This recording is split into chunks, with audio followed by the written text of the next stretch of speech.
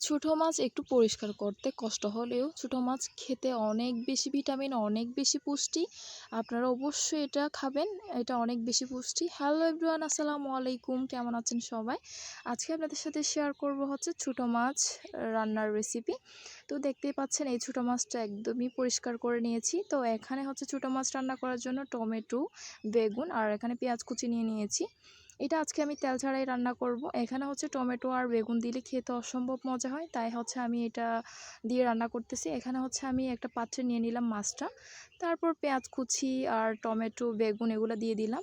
আর সামান্য করে আমি এখানে হলুদ দিয়ে দেব আর লাল মরিচের গুঁড়া দিয়ে দেব। এখানে আর কোনো মশলা ইউজ করব না, জাস্ট এই দুইটা দিলে হয়ে যাবে তেল ছাড়া তরকারিতে। আর কোনো মশলা ইউজ করলে খেতে ভালো লাগে না।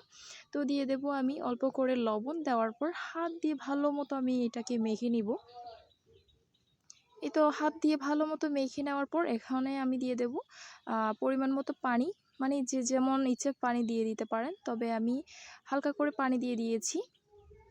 দেওয়ার পর এখন এটা আমি হচ্ছে চুলাতে উঠিয়ে দিলাম। চুলা আমি অন করে দিলাম। তো দেখতে পাচ্ছেন এটা হচ্ছে ভালো মতো আমি সিদ্ধ করে নিব। 2-3 মিনিট রান্না করে নেব।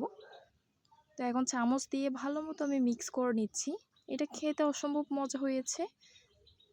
এটা কাঁচামরিচ দিয়ে রান্না করলেও খেতে অসম্ভব মজা হয়, তবে আমার হাতের কাছে কাঁচামরিচ ছিল না।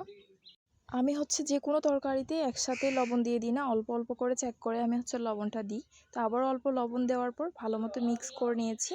এখন দিয়ে দেবো হচ্ছে আমি লাস্টে ধনিয়া পাতা। এটাকে আমি 2-3 মিনিট মতো রান্না করার পর লাস্টে দিয়ে দেবো ধনিয়া পাতা। এটা যেহেতু ছোটো মাছ, বেশিক্ষণ রান্না করার প্রয়োজন পড়ে না।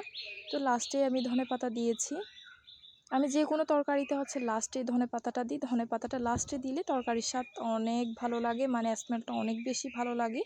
যদি আগে থেকে দিয়ে দেন তাহলে ধনেপাতার স্মেলটা একদমই নষ্ট হয়ে যায়।